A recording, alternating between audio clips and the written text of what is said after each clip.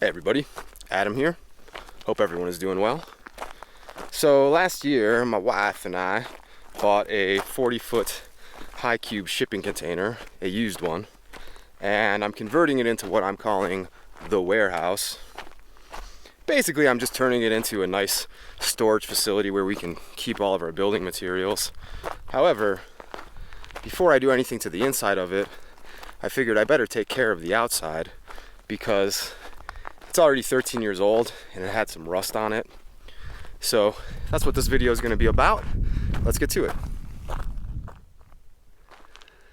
Alright, so here is the current state of the container.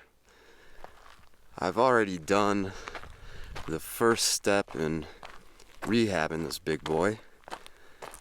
Now you're probably not going to be able to tell because the floors are so dusty, but I put 3 coats of oil-based polyurethane on the plywood floor. Oil-based to create a vapor retarder because this container just had its 13th birthday.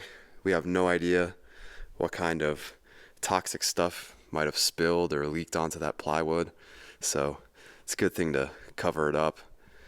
And also oil-based because it's more durable. It has more solids in it, so it'll also add durability to the floor, extend its lifespan.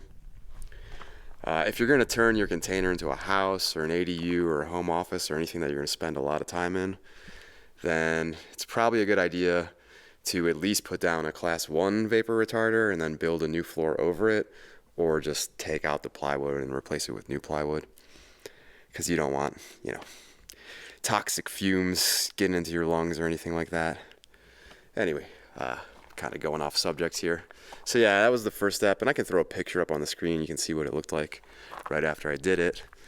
The next step is to remove all of these stickers, and I honestly think that's going to be the hardest part of this whole job, because some of them, like these guys here, the dealer stickers, they come right off no problem, but these little ones that have been on here for a long time, they don't come off easily. They got to get scraped off. So we'll see how that goes. I think that might take a whole day unto itself. After that, I'm going to put a coat of oil-based primer all over the container. So when you're painting steel or iron, you want to use oil-based paint. You don't want to go straight over it with latex or acrylic. Those of you that watch a lot of my videos, I often use latex and acrylic, but for anything that can rust, they're too vapor open. They won't prevent rusting. So you need something oil-based on there. I'm doing oil-based primer, and then I'm going to go over that with an acrylic exterior paint. But you could just use oil-based paint without the primer because the container's already been painted. You don't really need to prime it. The reason I'm using the oil-based primer is because the only oil-based paints they had at the store were already pigmented, and we didn't like the colors. The colors were what I call preschool colors, like the reddest red, the most generic blue, and I didn't want this thing to come out looking like a toddler's plastic slide, if you know what I mean. So that's why we're going about it that way. And I already painted a couple of the corners, sort of a test coat, but also because I'm building a fence here, and I'm going to be building the fence while Taryn paints the container. So I needed to get these corners done before they get blocked off. But yeah, that's where we're at so far. Another little bit of advice. We're pretty fortunate this container doesn't have much rust on it. It's sparse and pretty superficial. But if your container has a lot of rust on it and it's getting pretty bad, probably a good idea to buy a rust convert product.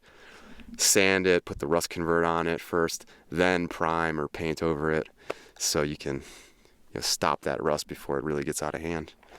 But yeah, so we're gonna get to it, and I will be back in a jiff. Alright, so Taryn has just finished the primer, and it's already looking much better. I'm on the shady side here to try to block the wind so it doesn't ruin the audio, but you get the idea. Also, I forgot to mention, we're doing this the old school way with a roller and a brush, even though a paint sprayer would be optimal, of course. Yeah, we're just a little too off the grid for that. We don't really have the power or the water. So, yep, again, just doing it old school. And you can see now she's starting to get that first coat of paint on. And you know, we could have just called it quits after this white primer. It actually, I took some measurements. It took 15 degrees off the temperature of the metal. But we want to see the color. Taryn really likes that color. I think it's gonna look almost brand new after a couple coats of fresh paint. So yeah, this is where we're at. And I will, oh actually, you know what, before I wrap up this part, I should talk about those stickers that I thought were gonna be a real pain in the wazoo. They were. A lot of them we couldn't get off. It just seemed like a waste of time. So the ones we couldn't get off, we just painted over, and you can't even really tell. So yeah, go ahead and wrap up this little bit here, and I'll be back once we got some more. We'll probably just be back when we're finished painting it. Alright, so the paint job on the container is complete. 1 coat of the oil-based primer, 2 coats of acrylic paint, semi-gloss. Let me try to walk around here. Whoops, I almost just broke my neck.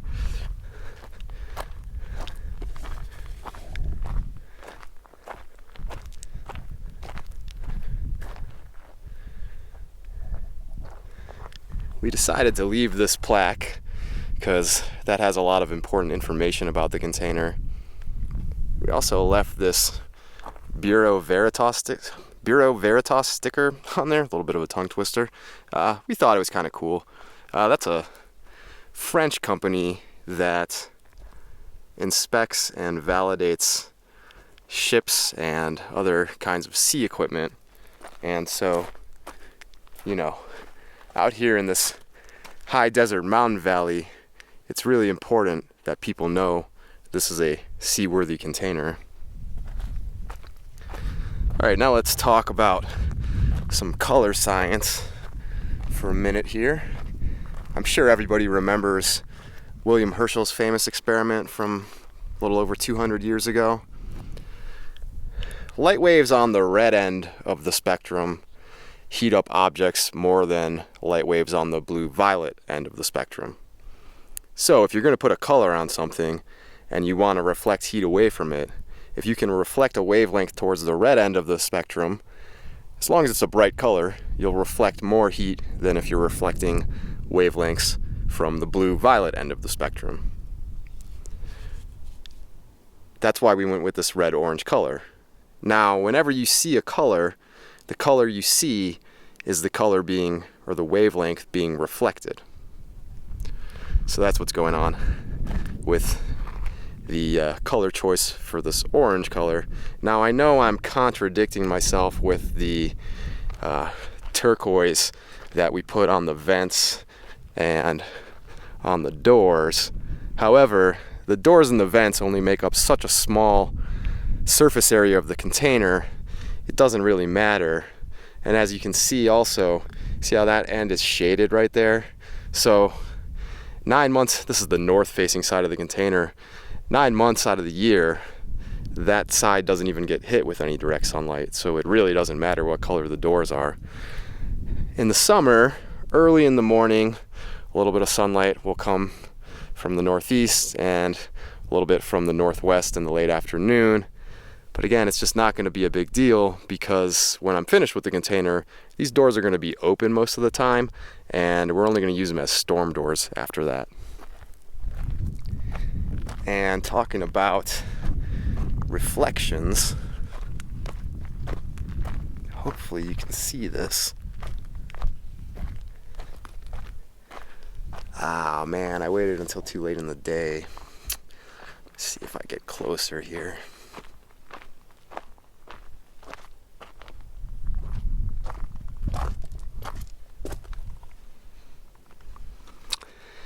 Son of a gun. Alright, maybe I'll try to take a picture and throw it up as a visual aid. At certain times of the day, because this paint is so reflective, this white fence here actually glows pink.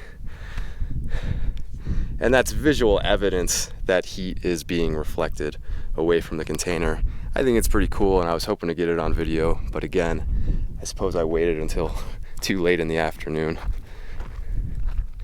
Now, as for the roof, we are just going to leave that white. White's going to give us the best heat reflection, and the container's so tall, you really can't see the roof, so aesthetically, it doesn't matter what color it is. I took a lot of temperature measurements as we were going throughout this process. With the white primer, I was able to drop the surface temperature of the container by 15 degrees Fahrenheit. With the orange paint, that number falls to 12 degrees, but 12 degrees is still a big difference, so I'm still pretty happy with that. Now, I think it's pretty clear that my primary concern here is keeping the container cool, because it's just so sunny out here. It gets really hot in the summer. It could get up to like maybe 140 degrees in there. So cooling is my priority. If you live in a northern climate, especially if you live in a shady area, maybe like a wooded area, you probably want to do the inverse of what I've done here, because I reckon your container is pretty cold most of the time. Also, just a quick little shameless self-promotion. I just uploaded a tutorial on how to build this fence. So if you're curious about how to build a fence like this, check out that video. It's the video I uploaded right before this one. And likewise, if you want to follow my progress on this house I'm building over here, I've got a bunch of videos already up on the channel and a lot more coming soon. So check that out as well. And I'm gonna have more container videos coming. This is just a side project for me. I'm not making a huge priority out of it, so you know, I'm just doing a little bit here and there when I got free time, and of course Taryn is helping me out on the weekends. But you know, whenever I get to the next step, whenever I start doing stuff on the inside of the container, I'll have some more videos, so keep an eye out for those. And until next time, peace.